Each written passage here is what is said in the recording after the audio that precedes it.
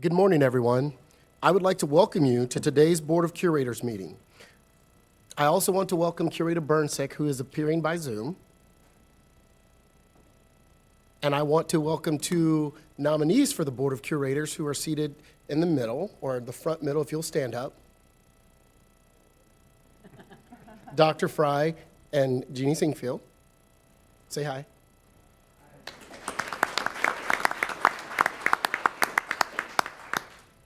And before we begin the meeting, I'd like Robin Winokur to lead us in the Pledge of Allegiance. Absolutely.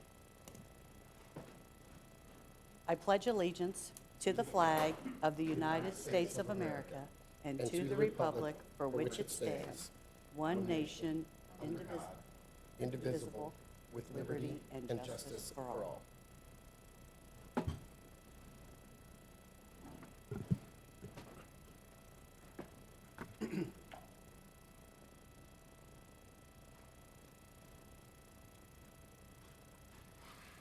Because I want to talk from as many different positions as I can today, I'm going to move to this podium.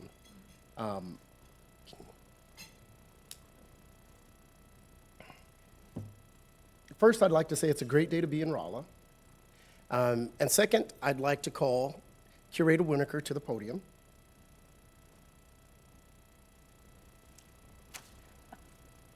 As many of you may know, Curator Winokur was recently recognized by the Lieutenant Governor's Office for all of her achievements and all that she does, not only with helping the university with its research mission, not only with helping the university with bringing our students closer together and working on student issues, but for all the things she does all over the place. In fact, I can't, the Alumni Association, different groups. So I just want to take a second and for all of us to congratulate Curator Winokur on her Achievement Award.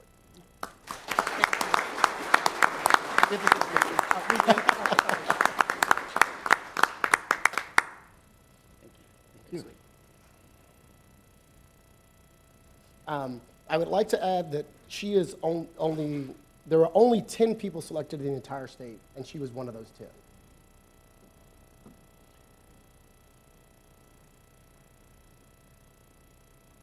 The next thing we like to do is, it is my honor and privilege to recognize the Curators' distinguished professors. First, we have Dr.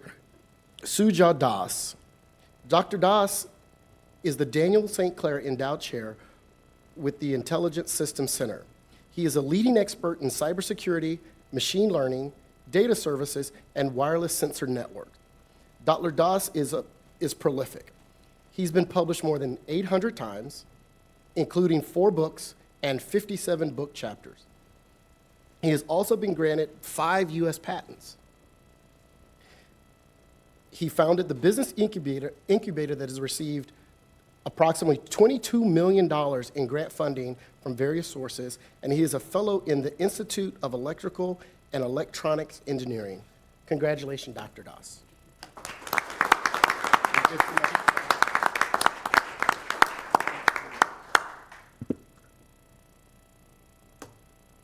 Thank you. And thank you for coming to the reception.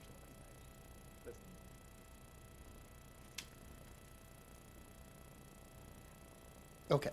The next curator, distinguished teacher professor, is Dr. David Westenberg. Dr. Westenberg is an assistant professor with the College of Arts, Sciences, and Education. He is an expert in plant nutrition and bioremediation, whose teaching covers the depth and breadth of microbial sciences. Dr. Westenberg teaches the highest load of courses within the Biological Sciences Department. He developed 9 new courses and has been awarded $1.2 million in grants from the NSF and the state to provide support for K-12 teachers in STEM fields. Dr. Westenberg has earned a national reputation in higher education for his efforts, including receiving awards at the campus, state, regional, and national levels. Congratulations, Dr. Westenberg.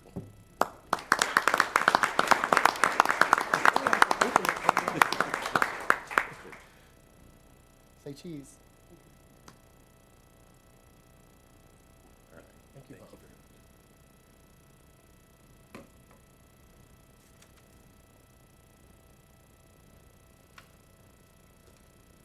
And I think that's all the prepared stuff. I think I get to make a few remarks just to kind of get the day started off. And I know we have a jam-packed day, so I'm not going to say very much, but yesterday I got the opportunity to tour this lovely campus. And when I was, I was one of those BMDs before Mo Degani. And I went to high school about 30 miles from here. So I've had the privilege of coming to this campus to play basketball or go to Odyssey of the Mind or all these things when I was in high school, Mock United Nation, all these things I did and walked around this campus. And this campus in the 80s versus this campus now is astonishing. One, I met great students. I got yelled at a few times because I would just stop and talk to students and see, how's it going? What are you thinking? Not kids that were, selected to come talk to us. Not kids that were, hey, I'm this distinguished student or I'm whatever. Just students on campus. I think they were selling popcorn or chips as a fundraiser or whatever. And I talked to a few of them, and they absolutely love it here. Absolutely love it because they said they feel part of a family. So I want to thank you for that.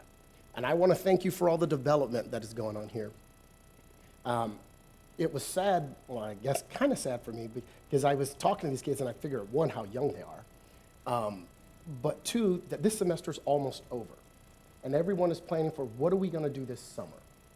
What's up next for me, whether it's graduate school, another year to finish. Some people are going to do the super senior year like I did, just different things like that. And I was amazed at all the energy that these kids had. That's the same amount of energy this board has. Because when I was talking to them, I was thinking, what we do matters. We're trying to plot a course not for just next year, not for 5 years, but into the future. And I think Mo's done a fantastic job doing that. I think our other chancellors have done a fantastic job of saying, we're going to look forward and be ready to provide the workers that this state's need, not just for the next 5 years, not just for the next 10 years, but well into the future. And planning takes a lot of work. But then coming to this board and being serious about what you want, what you need, and why you need it is why our jobs are so hard. Because we want to make sure that while we have limited resources, we're using them to provide the best education we possibly can to the kids that come on our campuses.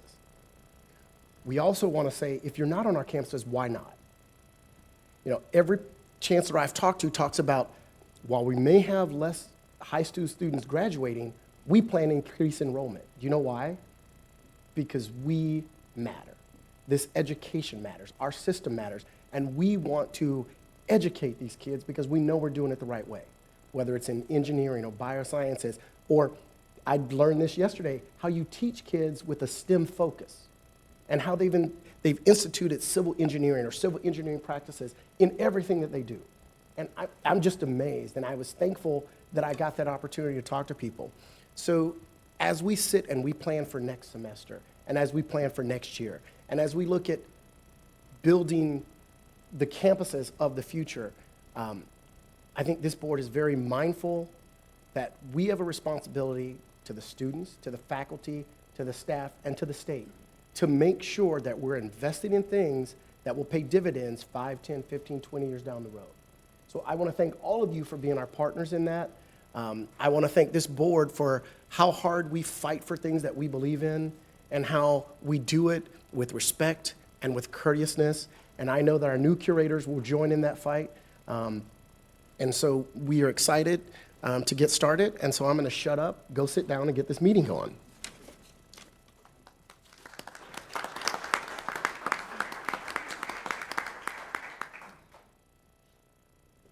Well, thank you very much, Chair Williams. What a great way to start the meeting with such positive energy. And so if I can ask my first slides to be put up there, please. Well, going with that theme about this incredible university here in Rolla, recently, Missouri S&T was ranked number 5 in the nation, when it comes to best colleges for engineering majors. Just take a look at that list. The incredible list of institutions that represent the very best in the United States. But this is not by accident. It takes a lot of hard work by the leaders, as well as the faculty and staff, like Professor Das, Professor Westenborg, that give our students the incredible experience to make a difference, not only to their communities, but also to their society. So Missouri S&T administrators, faculty, staff, and students, congratulations. Job well done. In terms of admission, we are looking at a very good year. Now, it is still early in the process. May 1st is the deadline for us to receive all acceptances. But throughout the university, all 4 universities, and as a total, we're seeing positive growth in freshman acceptances as well as transfer acceptances at the university.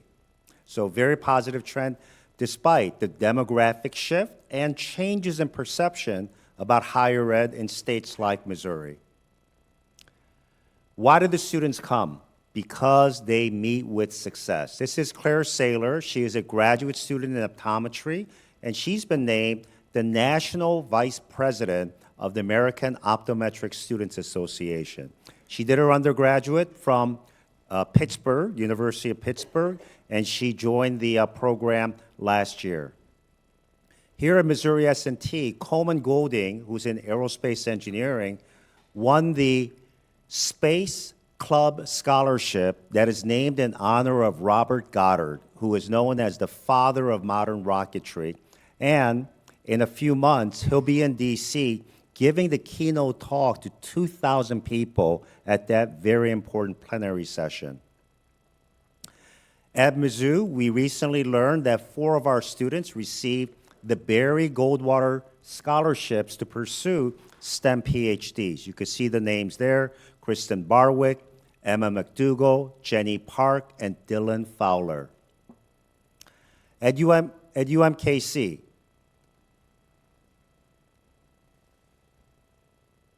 At UMKC, 2 of our students received the very important Gilman Scholarship to pursue study abroad, and these are provided to students who are from Pell-eligible families. And can we get those slides back up? Okay, good. All right, and they are Lily Kamler and Yasmin Hanan. We also recently learned that there were 9 students throughout the UM system that received the highly prestigious National Science Foundation Graduate Research Fellowship programs that provides portable scholarships and fellowships to students to pursue their PhD. Many of these students will either attend University of Missouri universities or top universities around the country to pursue their PhDs in these fields. In addition to these students, we also had 8 students who were qualified as honorable mention. Please note that there are only 2,000 American students that receive these fellowships each and every year. One of the challenges that we've had for all of the chancellors and senior leaders is to increase the number of students applying for these proposals, because our best students can compete with the best students throughout the United States. In terms of faculty success, Dr. Rachel Winograd is a clinical psychologist who is an expert on opioid prevention as well as opioid education. She recently spoke to the National Governors Association about this continuing problem that affects so many households in Missouri and throughout the United States. At UMKC, Dr. Virginia Blanton and Dr. Yotam Haber received a Fulbright Scholarship. Dr. Blanton is a medieval scholar and will be studying very important work in Europe, as well as Dr. Haber, who's a composer. He'll be in residence in Israel to work on new compositions and to work with students. At Mizzou, we have Dr. Andy Fry, who was recruited to Mizzou through the Mizzou Forward program, and he's been recently named a Fellow of the American Academy of Social Work and Social Welfare. His critical work is in mental health in school setting, especially dealing with children that display difficult behavior in schools. Last but not least, here at Mizzou, Dr. Vadim Mokalin was named a Fellow of the United Kingdom Royal Society of Chemistry. This is a very old and storied society, and if Dr. Mokalan is here, let's congratulate him. He's not here. Okay. Moving on, research proposals. Total research proposals represent not only federal research, but state, industry, foundation, and all sources that support research for advancement of our society. And as you can see from here, we have proposals that have been submitted from beginning of fiscal year until now, from 2019 to this current year. And as you can see, the general trend is positive. You may see some dips here and there, but the general trend is positive, which means that our faculty members are submitting more and more proposals. Now, what matters when it comes to ranking of universities is expenditures. And in this regard, also, we're saying many positive growth in areas such as those that support projects that are important for NIH, NSF, as well as state support. When it comes to federal research proposals, many organizations such as AAU, as well as Carnegie organizations that actually define research distinction, also use federal R&D proposals as well as expenditures. Once again, the general trend is positive. On the expenditure side, we have nice growth year over year throughout the system, and I'm confident that with the proposals that are being submitted, we're going to see these numbers increase into the future.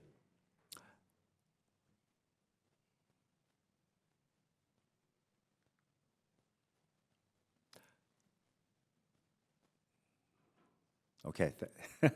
All right, thank you. In terms of specific research project, this is Dr. Gregory Hilmes. He's in material science here at Missouri S&T. He is doing some incredible work sponsored by General Electric as well as many other federal agencies to develop hypersonic materials. Hypersonic materials are needed to be able to create not only aircraft, but anti-missile missiles that travel upwards of Mach 10. So to give you a sense of what Mach 10 is, a missile fired from New York can reach LA in 21 minutes on a Mach 10 device. So in order for us to be able to travel that fast on hypersonic aircraft or to protect our country from incoming missiles that are hypersonic, his work is going to be so critically important, especially in the way that we can thermally cool so that it can maintain structural integrity during its flight. At UMSL, there is a very serious problem in the Boot Heel, as well as many parts of Missouri and the United States, and that is self-harm and suicide. This important work by Dr. Katie Ellison is developing new ways of doing research and outreach so that we can talk about the barriers that prevent people from seeking help when they need it. This is research that makes a difference in the community and the state. At UMKC, Dr. Stephen Dissel, who is an engineer, received an NIH grant to better understand how the neurons and psychological factors affect the decision for various behaviors, including sleeping, feeding, and a combination thereof. This is going to be a very innovative study that delves into the human mind to better understand our behaviors. And at Mizzou, this is a rare situation where a faculty in the School of Education has received an NSF Career Award, $1.4 million. And in this work, they will be developing, Dr. Jessica Rodriguez and her colleagues will be developing ways to improve math education so that it's not such a barrier to those students that want to pursue degrees in STEM. In addition to that, this provides a very important diversity initiative where Dr. Rodriguez and her colleagues will work with students with disabilities and provide them opportunities to pursue STEM research at the university. I want to end with some very important developments. Recently, there's been news articles that came out about the lack of supply for a critical drug to treat prostate cancer, but this also extends to pancreatic cancer, liver cancer, and so forth. And there is an important drug that the University of Missouri provides the key ingredient. If I can share this slide with you, what we create at the Nuclear Research Reactor at Mizzou is that radioactive compound shown by yellow. What our colleagues at companies like Novartis produce are the linkers that link that radioactive compound and links that to a targeting molecule that specifically seeks out certain proteins on a particular tumor. So that entire configuration is what we call a radiopharmaceutical, and that is used to deliver targeted radiotherapy to the tumors. So when this is created and injected into the body, then it targets only those cancer cells, whether it's prostate cancer, pancreatic cancer, and attaches, and then radiates for a short duration to kill that tumor and only that tumor. This is a really exciting technology.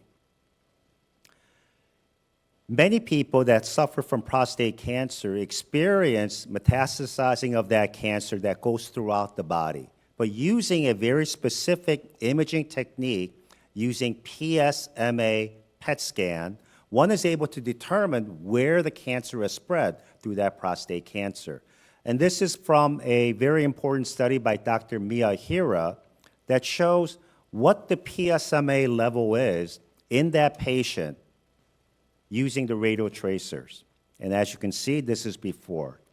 With the treatment of the radioisotope and radiopharmaceutical that's produced at University of Missouri, what we see is the following.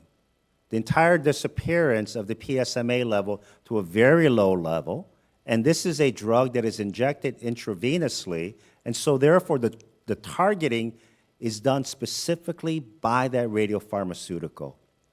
Because of the success of projects like this, we need to be at the forefront to develop a greater capacity. In fact, very recently, in November of 2022, because of shutdowns of radiopharmaceutical, radioisotope production facilities around the world, University of Missouri became the worldwide supplier. And this is a picture from Columbia Airport that shows the private jets, and private jets coming in, day out during that month, picking up radiopharmaceutical drugs from University of Missouri, shipping it all over the world so that it can be made into drugs that can be used to treat patients. Because of this important work, very recently, with the board's approval, we released an RFP to build a next-generation nuclear research reactor in Missouri. We are in the middle of the United States, and this is the ideal place for us to produce the radiopharmaceuticals that can be shipped all over the United States and all over the world. And using this technology and using the research capabilities, we want to investigate other types of radioisotopes at our facility. And the reason that this is important is we can't outsource radioisotope production because of its short half-life, and healthcare for Americans should not be determined by geopolitical reasons or supply chain breakdowns.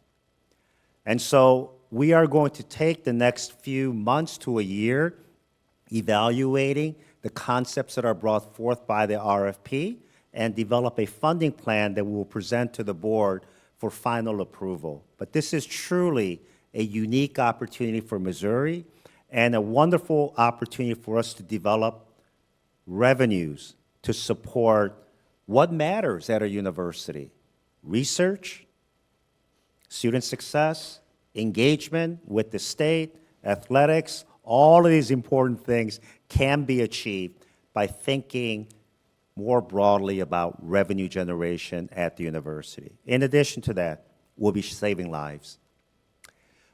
Philanthropy is also very important, and I'll give you a chance to read through these slides, and really a tremendous increase at UMKC year over year.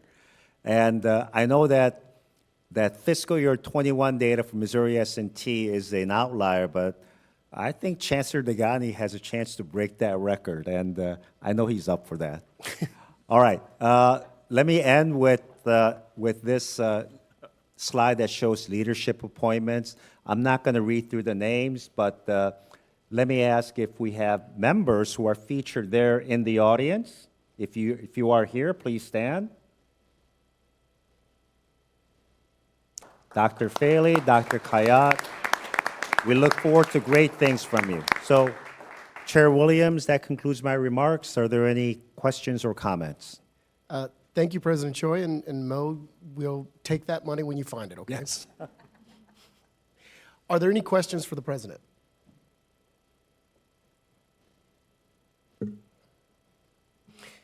Our first action item this morning is to approve the Board of Curators meeting calendar for 2024. May I have a motion and a second from the board to approve the meeting calendar as it is outlined in your materials? So moved. Second. We have a motion and a second. All those in favor, please signify by saying aye. Aye. Opposed, say nay. Are there any abstentions? Motion passes. Next, we have the consent agenda. Are there any questions from the board regarding the consent agenda items? Hearing none, may I have a motion and a second for the approval of the consent agenda items? Move to approve the consent agenda items. Second. Having a motion and a second. All those in favor, please say aye. Aye. Any opposed? Are there any abstentions? Motion carries. I will now turn the microphone over to Curator Graves so that he can do his report for the Finance Committee. All right, good morning. The Finance Committee has 2 information items and 3 action items today. He's moving toward the podium. Executive Vice President Ryan Rapp will provide an update on fiscal year 2024 budget planning.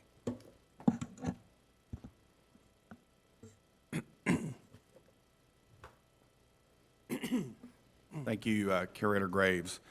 Today, I just want to provide a brief update on where we are in the budget process. I'll go over a couple things. There was plenty contained in your materials. One of the things I'd highlight is, we're anticipating almost $490 million in our core for state appropriations. That'd be a 5.6% increase.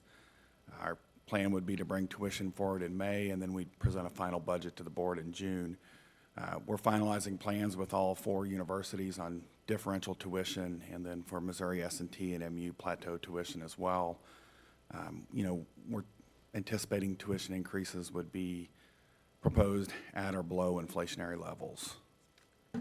As we get started, I just wanted to give some perspective from the industry and then talk about some of the challenges and opportunities we face as a university, and I think it'll build on what you heard from Chair Williams and the President as well. Moody's outlook is the industry's challenged, but one of the things, and we see this as well, is it really varies widely by size and type of institution. I think the University of Missouri, as we look at it, and some of the things you can read in those reports, we're well positioned to lead through those challenges. You're going to read many articles about declining enrollments across many universities. We've really been able to work against that trend. I think some of that's just a larger recognition of the brand and value of the University of Missouri. So when you hear and see those things, keep in mind different institutions are going to be in different places. And what we're really seeing is we have stable enrollment across the system with some differences between individual institutions, but really opportunity to continue to build and maintain and perhaps in certain places grow those enrollments. I wouldn't say, we do have some of those pressures that you read about, and I think the key for us is to continue to do what we've done, which is really staying focused on cost management, administrative efficiency, to the President's point earlier, where are those opportunities for revenue growth and maintaining the revenue we have. increase productivity, and I'll touch on what I mean by that in a few minutes, and then just continuing to prioritize our resources. On this chart, it's included in your materials, and it's really just my attempt to capture in one chart how we've performed in terms of efficiency, the output being degrees, with the input being state and tuition support. And when we compare that on a per degree basis against inflation, it's down 25% from 2015. I think as you think about that, we have to continue to perform in this area, but you know, we didn't do this through necessarily areas of growth. If you think about some of the challenges we faced in terms of enrollment, you know, we went through the pandemic, we are facing inflation, or inflation's been at a rate we haven't seen in decades. And I think, you know, the key to that, I'm going to sound like a broken record, is really we have to continue to prioritize, manage our costs, and then just improve our outcomes for students. One of the things when I talk about productivity, I'm really talking about academic productivity. And while research requires investments from all universities, when we've been able to grow our research with really not adding a lot of fixed cost to that, while it still requires investment, it requires less investment. And so research productivity has not only been good for the success of the university financially, it's been a help for us as well over the last couple of years. We've talked about this, but really continuing to focus on student success. You know, not only is it good for students, but improving retention and improving graduation is good for the financial well-being of the university. You know, I think as you'll see when we talk about this in May, getting students to get a good degree and graduating on time is not only good for the university, it's what's best for the student, and is, in my opinion, the best way to keep the cost of education affordable. You know, some of the things that all of our universities have been doing is working on how do they leverage technology for intervention. You've got the UMKC Professional Career Escalators program. I know S&T has been doing some work with AI and texting students strategically to improve retention. UMSL has a supplemental instruction program to improve outcomes. So I think, you know, that coupled with, we've worked on the Open Educational Resources Initiative. We estimate that's about a 22% reduction on the average cost of course materials and would save $2.5 million annually. Some of the other cost reduction efforts that we've been working on and will continue to work on is consolidation of colleges and academic programs. I'll touch on the space reduction component of this more when we talk about capital, but you know, especially at Mizzou and Missouri S&T, there's been significant space reductions. At MU alone, by the end of phase one, we'll have taken 635,000 gross square feet offline. That's almost $145 million in deferred maintenance. That translates to almost $5 million in operating cost reduction. UMSL, with their plan, will see a 20% reduction in utilities.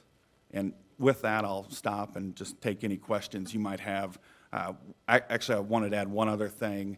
On the expense side, for the budget proposal that's come forward, we are planning on a salary increase pool across all of our organizations. It'll range in the 3 to 4% range, and those would be performance-based increases, not across the board cost of living adjustments, but be focused on our highest, you know, providing a performance-based salary pool along with some money for market adjustments that might be necessary. Any questions? Does anyone have any questions for Ryan? I just have a comment. So I know we've really prioritized taking square footage out. And so I know when we talk about that facility needs index, we rank well because we're also bringing in new facilities. So it's somewhat of an offset. What's our strategy going forward? Or what do you think it should be? Yeah, and I'll touch on that when we go through the capital plans, but just to give you a sense, you know, I think one of the things we'll want to talk about this fall is how do we continue to improve space utilization? That'll be a key component of this for us. And then also wanting to have some discussions with university leadership along with the board about, we've talked about it, but really trying to put some action behind a no new net square footage policy. I don't want people to take that and mean that that's an absolute, but really saying when we want to bring new square footage online, absent of a good case not to add square footage to the institution, we ought to be looking to say, what are we doing with the other square footage we have?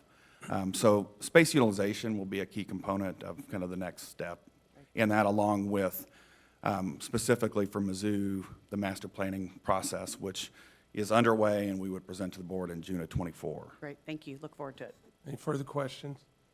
I was just going to say that I appreciate the continued emphasis on reducing cost, improving efficiencies. I think it's critical. Thank you. Yeah, no, we continue to work on that, and I think some of the numbers included in there, we're showing the staff reductions from 2018. I think you've really got to get underneath those numbers. You can see, we've had we're down 1,000 FTEs in administrative and clerical staff. That's offset by some growth that we're seeing in the technology and healthcare space, and that's consistent with what we would have expected to see. Okay, if there's no further discussion, we'll move to the next information item. Executive Vice President Ryan Rapp and Assistant Vice President of Treasury and Real Estate Kevin Hogg will provide an update on central bank and debt credit. Thank you, Curator Graves. I'm going to invite Kevin to the podium, and then he will introduce the team. Our financial advisors from Janney Scott Montgomery are here for the second half of the presentation. Thanks, Ryan. Good morning. So we have Rob Kanzer with Janney Montgomery Scott, who serves as the university's financial advisor, excuse me, and supports the university in its management of the overall debt portfolio.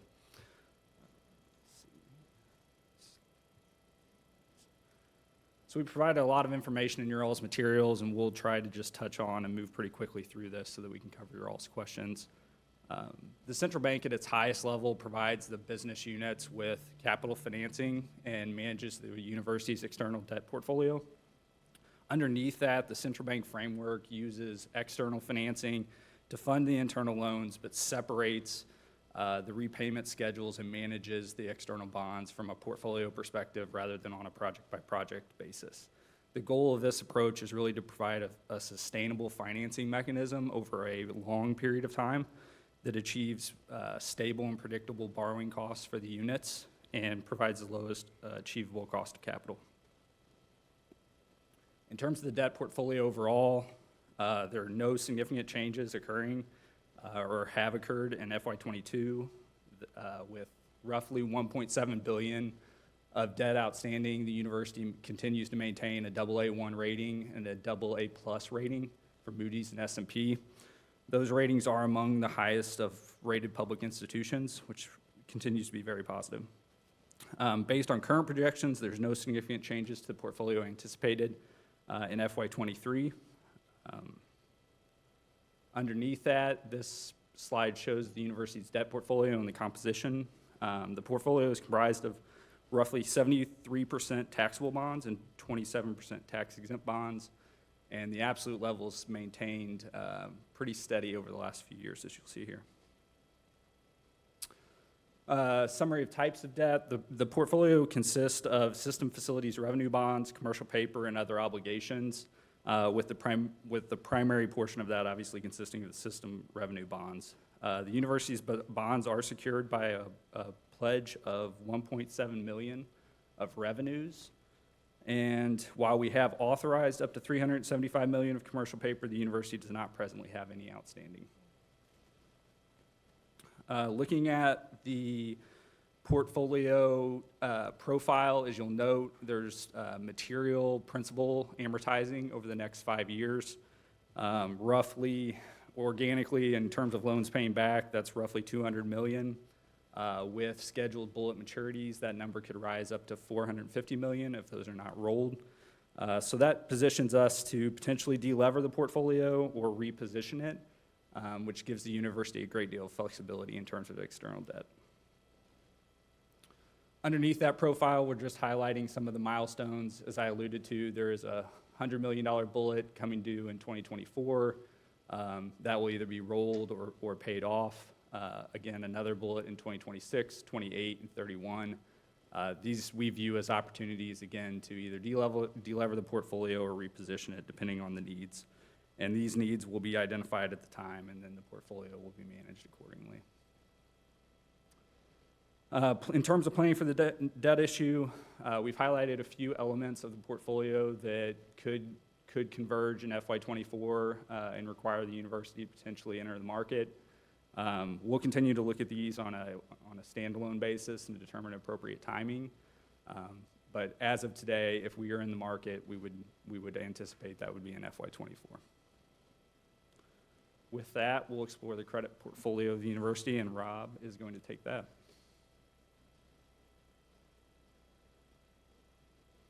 Okay.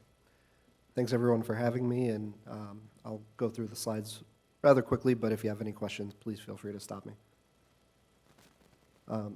So what I'd like to do is go through a few slides just reviewing the credit profile of the University of Missouri system as a whole. As Kevin mentioned, ratings from Moody's and S&P continue to be strong, AA1, nearly the highest.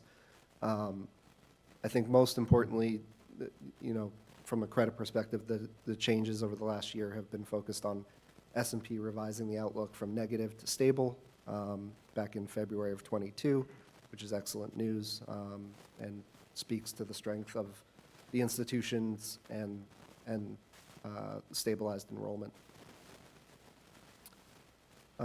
This slide is just a snapshot of all the public universities and colleges that Moody's rates and where the system falls in the spectrum. So you can see in very fine company off to the left here, 8 AAA institutions, 14 AA1. So now we're going to talk about debt capacity a little bit.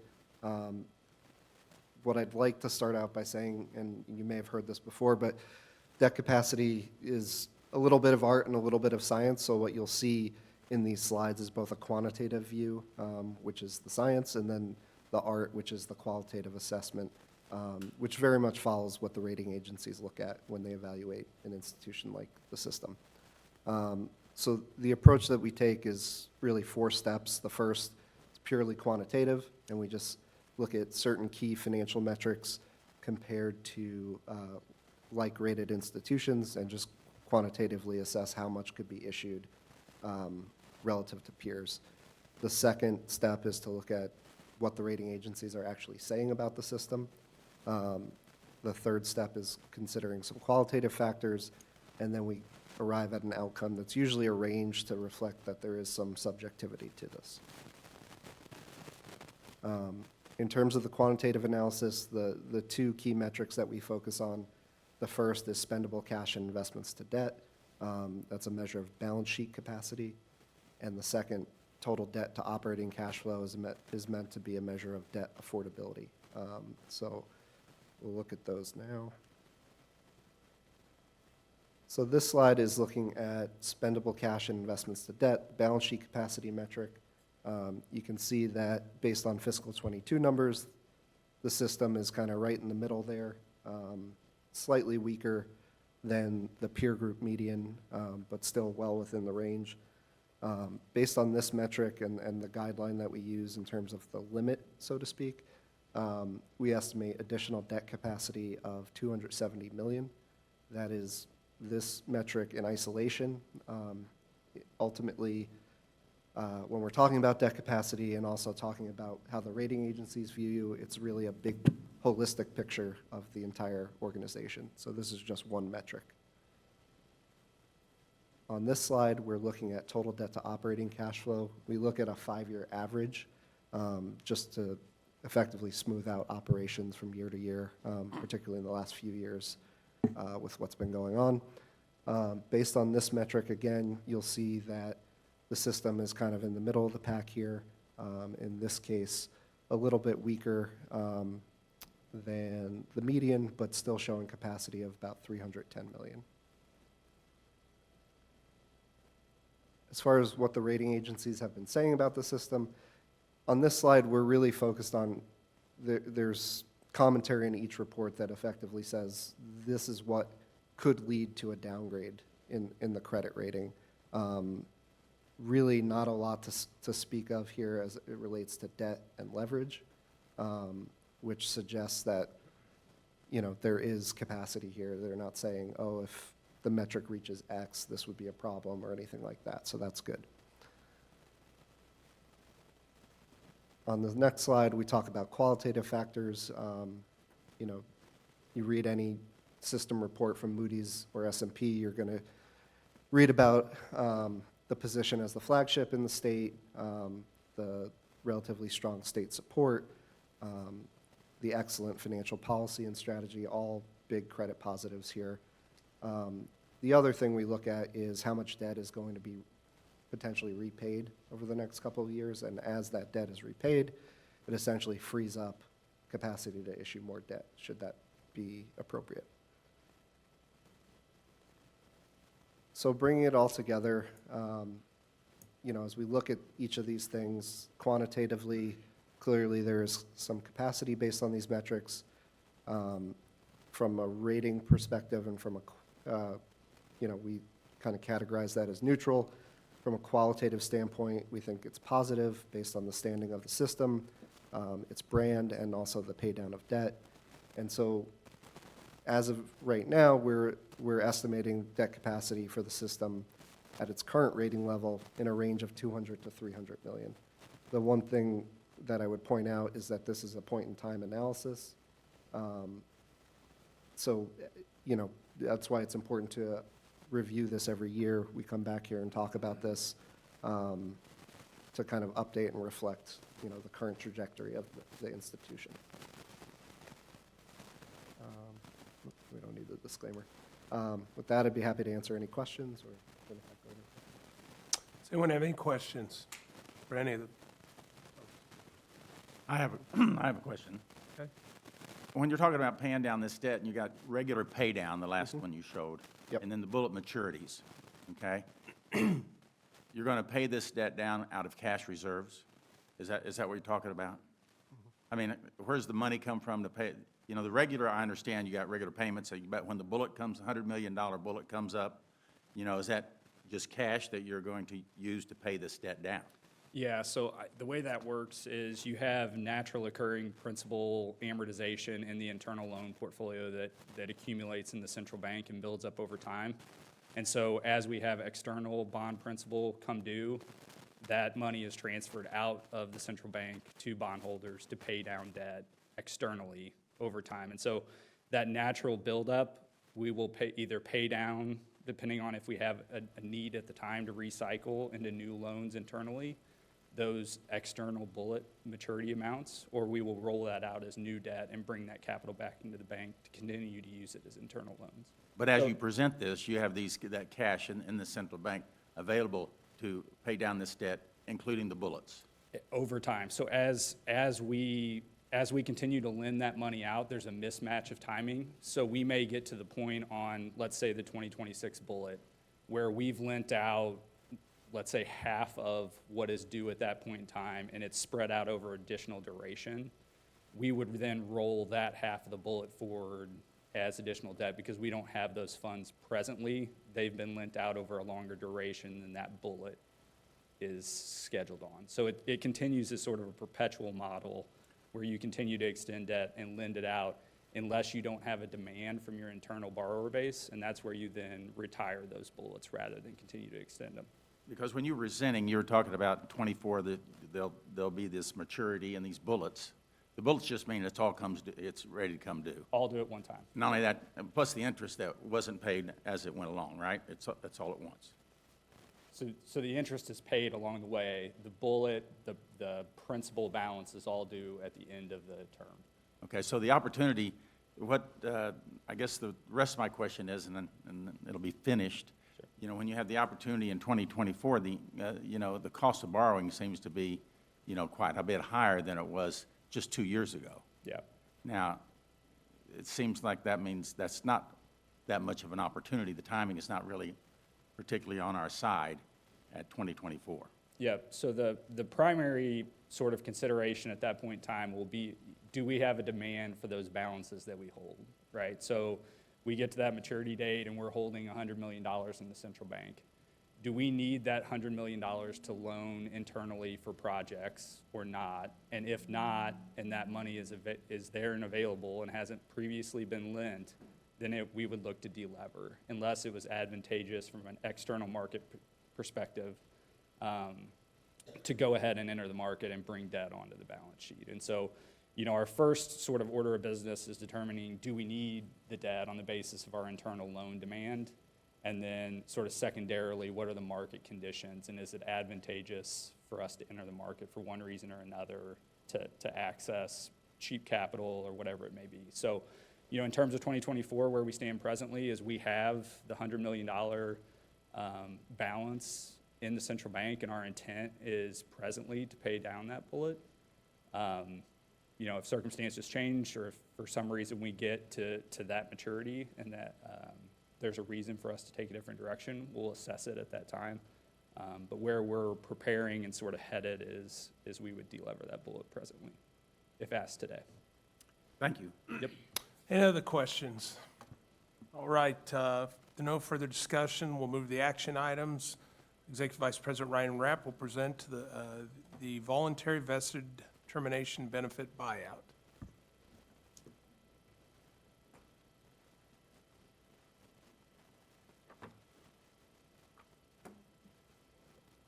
Thank you, Curator Graves. This, I think we've got a set of slides here. You'll hear me use the word voluntary and optional interchangeably. So when I'm saying voluntary, if you see optional, it's the same thing. I think there was a lot of detail contained in your materials.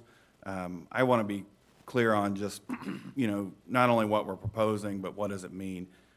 This program does not impact our current employees. It also doesn't impact our retirees. So when we talk about terminated vested, what we mean is we're talking about employees who have left the university and are not in retirement status. They have the ability today they have the ability at any time when they separate to call us up and say, hey, I'd like to have a payout of my pension. And they could then go invest that in a 401k or whatever they might so choose. What we're trying to do is incentivize more of that population to look to do this. So it would be just a one-time enhanced payments for employees who, again, haven't drawn that benefit. It gives them those options.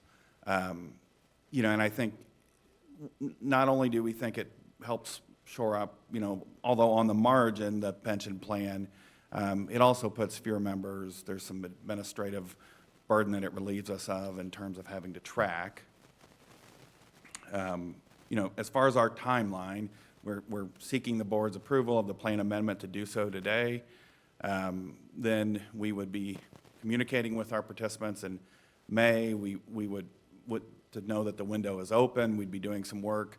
And that would be complete. When we say that's completed by us, we've also have Milliman is our partner. They are not our plan actuary, but they do this across the country, and they've already been doing work with us on administering our retirement plan, so they would be working with us to do this.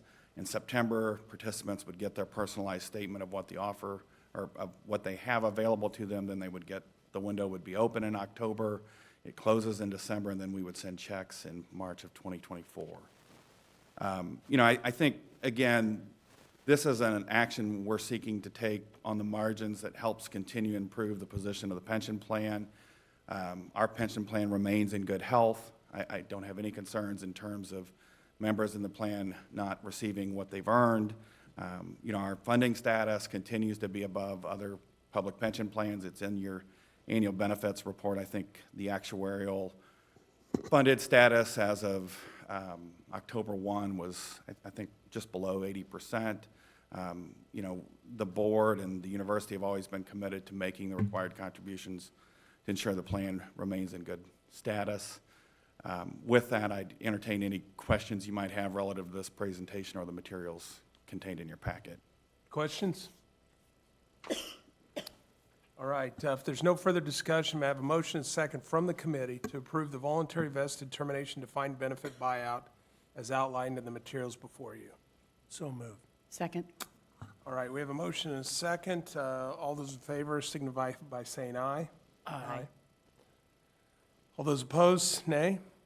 Are there any abstentions? If the committee chair refers, Chairman Williams, on behalf of the Finance Committee, I move to recommend to the full board that the voluntary vested termination benefit buyout be approved as outlined in the materials before you. Thank you, Curator Graves. A motion has been made to approve the voluntary vested termination of the defined benefit buyout. Do I have a second from the board? I'll second. We have a motion and a second. Any further discussion? Hearing none, all those in favor signify by saying aye. Aye. All those opposed? Are there any abstentions? Hearing none, the motion passes. Curator Graves. All right, Executive Vice President Rapp will present the 5-year capital plans for MU Healthcare, Missouri S&T, UMKC, and UMSL. Thank you. As I begin the formal presentation, I do just want to acknowledge, as it relates to capital, we are in an exciting period of time. I think you saw that this morning at Missouri S&T, but I think to Curator Winokur's question earlier, not only are we focused on new buildings, but renewal and improved space utilization. All of these things combined are really what is going to help us make meaningful progress in terms of our deferred maintenance backlog. But between those recent actions that have been taken across all of our institutions and really over the next year, we expect that over 800,000 square feet of space that's really in poor condition, that really doesn't meet the needs of our students or research needs, will be taken offline. And really, going into 21, we had about a $1.1 billion backlog. This will take about 25% of that out. And I think, when you say, well, what has enabled that? Just very directly, it's been the state support and federal support we're receiving in terms of capital appropriations. As far as capital planning, as we think about it, and just to kind of orient everyone of what it is and how often it comes before the board, we present it in April for approval, and then we present an update in September for approval. It's really a rolling 5-year plan. If it's in the plan, we have put it in to the 5-year financial plans. If it's on the strategic projects development plan, really what we're saying is we haven't figured out how we're going to finance or fund the project. It needs more development, but it is also then allowing our development teams the opportunity to go and try to fundraise for those projects. So before I get started, are there any questions on the just capital planning process in and of itself? I have one, and this may be a question that I'm sure it's about project by project, university by university, but is there a certain way that we think, I know it's always chicken and egg, we get a project and we're excited, but we also are trying to start getting interest from outside donors, corporations, foundations, whatever. Is there a place when you start thinking about a project's viable because we figured out 25% can start being raised? I'm just trying to think I know it's not a tried and true, but is there a formula or some kind of calculation you all use? That's the one that we're ready to go ahead with. We don't have the calculation, but that is what we call it strategic projects development plan. You'll hear me internally call it our aspirational list. So that's, you kind of are looking at those projects and you're saying, hey, we see this on the horizon. It's an opportunity for us, but we really aren't sure. And then, okay, if we have a donor that shows up and says, hey, we think we could get to 30% of this project, then I think that's when we start to evaluate, okay, is there a way through our financial planning process that we can move it into the capital plan? I would highlight on the debt discussion, we just had any project with debt funding comes to the board for approval. Rob knows this well. Debt capacity is one thing, affordability is another. I think when you think about the opportunity the president presented with the research reactor, those are things where we would say, okay, that's where not only can we apply our capacity, if these projects work, we have the ability to afford that debt, and we can really lever up and push that forward. Healthcare is another place where you can look to apply that as well. Thank you. So I'll just briefly go through and highlight what's included. I won't read all of these to you. For the MU capital plan that was included in the finance plan, there's been 2 projects that have been added. The first one is the Next Gen MER Phase 1 project that we've already discussed. The additional one would be approximately a $15 million project in Ellis Library, and that's really to bring some of our student-facing services together in that space and renovate that. Then as far as, this is just giving you an overview of the capital projects that have already been approved by the board that are currently underway.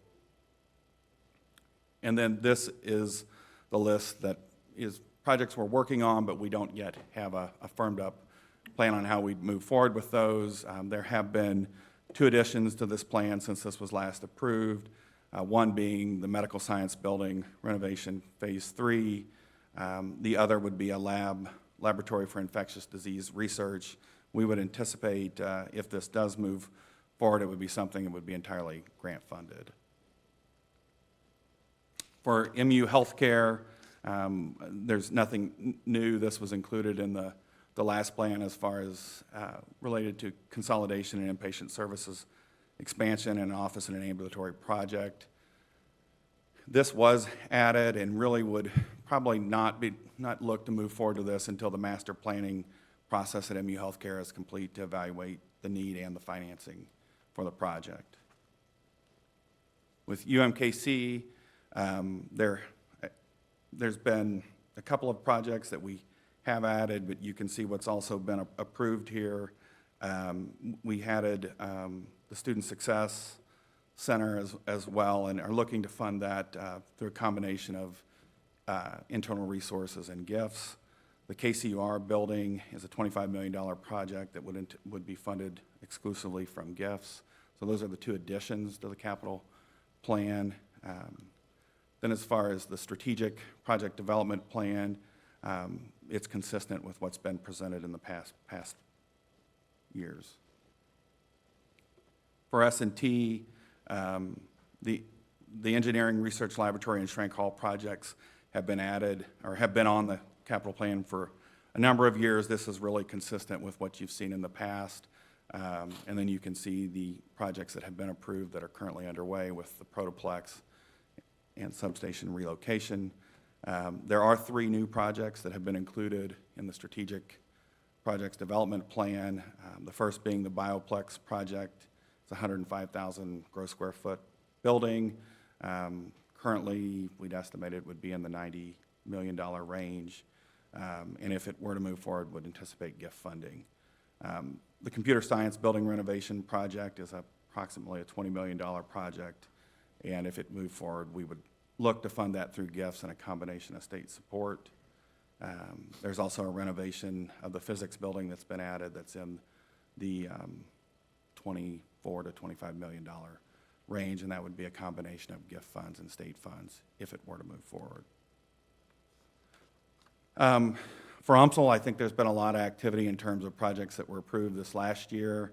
The central utility plant was, I think, just added as a result of helping enable some of the projects that are already underway. It's approximately a $15 million project. We think we could utilize some of the state support we received along with approximately $8 to $9 million in internal funds to support this project. And then as far as the strategic project development plan for UMSL remains unchanged from the previously approved plan. You know, I think just in closing, we really are focused on improving this, and in terms of planning and how do we move forward this fall, I think there will be more discussion around space utilization, square footage policies. Also, really at MU, we've done it with the other 3 universities, but improving our master planning process, and that's inclusive of MU Healthcare, athletics, bringing that all together, and then looking comprehensively at how do we develop better repair and replacement plans, and really plans that we can execute against. So with that, I'm happy to answer any questions. Questions?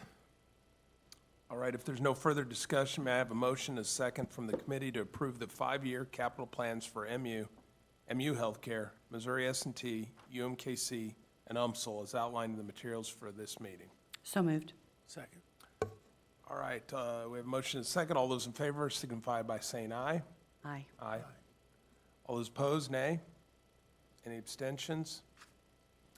Chairman Williams, on behalf of the Finance Committee, we move to recommend to the full board that the 5-year capital plans for MU Healthcare, Missouri S&T, UMKC, and UMSL, as outlined in the materials for this meeting, be approved. Thank you, Curator Graves. A motion has been made to approve the five-year capital plans as presented. Do I have a second? I'll second that motion. We have a motion and a second. All those in favor, please say aye. Hey, Michael, I didn't know if there was the opportunity to have further discussion with the full board. If there is, before we take the full vote, and I don't have any opposition, but I just would like to caution that this is a lot of money, and by approving the capital plan, it doesn't mean that we're approving the actual allocation of the funds at this time. So Correct. just had to make my comment there, if that's okay. No, you were right, Julia. I should have asked for discussion. Does anybody else have anything to say or anything they want to discuss? Okay, hearing nothing, we have a motion and a second. All those in favor, please say aye. Aye. Aye. Any opposed? Any abstentions? The motion passes. Curator Graves? All right, Executive Vice President Rapp will present the architect engineer hire for engineering and applied sciences at MU. Thank you. Just what we are seeking today is not project approval. We're just seeking approval to move forward with hiring the architects and engineers. You know, the maximum cost that you would be authorizing us to spend is up to $6.4 million. That'll allow us to better understand the scope of the project, the cost of the project, and to Curator Burnsick's point, I should have noted that we have a three-step process for capital. The funding and the authorization to actually move forward with a project is not granted until project approval is approved by the board. And the thresholds for that is $5 million for a new project. It's $8.5 million for infrastructure and maintenance and repair projects. And then if any project has any external debt to it, it requires board approval. So what we're asking for today is really the authorization to spend some money to move forward with further planning. The project's approximately $150 million. We would anticipate, one of the reasons we need to get moving on this is we think some of the ARPA funding that's available may apply to this project, and there is a clock on that funding available. So we have to have it under contract by December of '24, and we have to have it fully expended by December of 2026. And that's set by the federal guidelines. So with that, I'm happy to answer any questions anyone might have. Any questions? All right, if there's no further discussion, may I have a motion second from the committee to approve the architect engineer hire for engineering and applied sciences at MU as outlined in the materials for this meeting? So moved. Second. All right, we have a motion and a second. All those in favor signify by saying aye. Aye. All those opposed, nay. Any abstentions? All right, Chairman Williams, on behalf of the Finance Committee, we move to recommend to the full board that the architect engineer hire for engineering and applied sciences at MU as outlined in the materials for this meeting be approved. Thank you, Curator Graves. A motion has been made to approve the architectural hire for engineering and applied scientists at MU. Is there any discussion? Hearing none, do we have a second? I second. We have a motion and a second. All those in favor, please signify by saying aye. Aye. Aye. Any opposed? Any abstentions? Motion carries. All right, this concludes the business of the Finance Committee. Thank you, Curator Graves. Curator Holloway. Hey, I didn't know you changed your last name to Holiday. Curator Holloway, I turn it over to you for a report from the Governance, Compensation, and Human Resources Committee. Thank you, Chairman. The University of Missouri System Annual Benefits Report. The UM System Annual Benefits Report was provided to the board materials. You've all seen it. Vice President Marcia Fisher will highlight some areas of the report and be available for questions. Marcia? Thank you, Curator Holloway. And the full report is detailed report is in the materials. I just want to highlight a few things. The report highlights trends, cost, and contributions for 2022. And I'll point to page 1 and 2 of the report. The University of Missouri offers really competitive, market competitive benefits, including choice of health plans and retirement plans depending on date of service. And you can see descriptions of those on page 1 and 2. On page 5, I would highlight for you that the average total medical spend for the past 8 years has increased by 2%. That's compared to the national average of 6% for other employer-sponsored plans. And we really contribute that to implementing design changes and a result of active management of the plans.